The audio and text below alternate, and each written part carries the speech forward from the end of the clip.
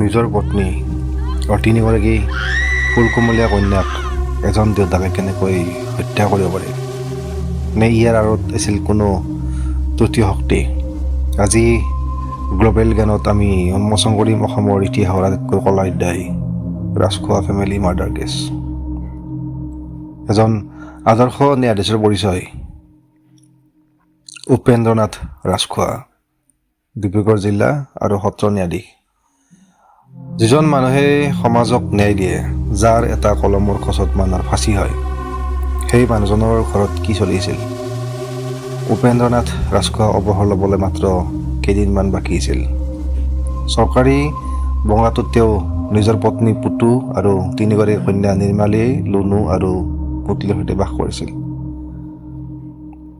কিন্তু হঠাতে 25 ফেব্ৰুৱাৰীৰ পিছত ৰাজখোৱাৰ পৰিয়ালটো নিখোজ হৈ পৰিল।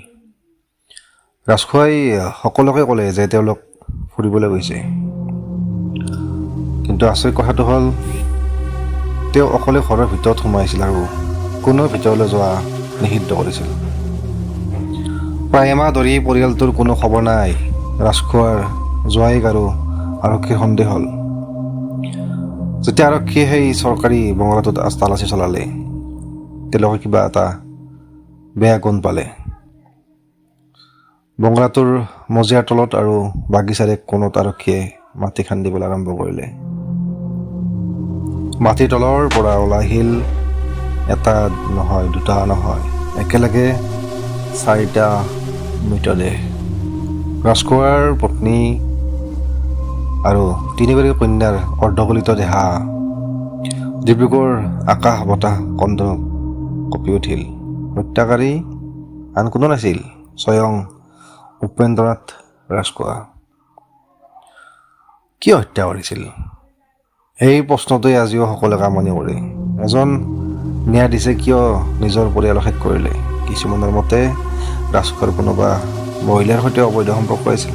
আন কিছুমানৰ মতে তেওঁৰ মানসিক অৱস্থা ঠিক নাছিল। এইটো মানুহে কৈ আলোচনা কৰে। কিন্তু আটাইতকৈ ভয়ানক কথাটো হ'ল, তেওঁ অতি ঠাণ্ডা মগজুৰে আঁচনি কৰি এজনকৈ ডিঙি চেপি হত্যা কৰিছিল। নিজৰ পত্নীক হত্যা কৰাৰ পিছত তেওঁ কন্যাক কৈছিল যে মায়ে আত্মহত্যা কৰিছে। তাৰপিছত এজনীকৈ তিনিজনীকে তেওঁ এটা নিশাৰ ভিতৰতে মৃত্যুমুখত পেলালে। ভাবিলে আজিও গাৰ নোম শিয়ৰি উঠে। আইনৰ কোবাৰ অন্তিম পৰিণতি। উপেন্দ্ৰনাথ ৰাজখোৱাৰ ওপৰত গোচৰ চলিল। যিখন আদালতত তেওঁ এদিন ৰায় দিলে, সেইখন আদালততে আজি তেওঁ এজন কয়দী হিচাপে থিয় হ'ল। 1970 চনত তেওঁক মৃত্যুদণ্ড দিয়া হ'ল।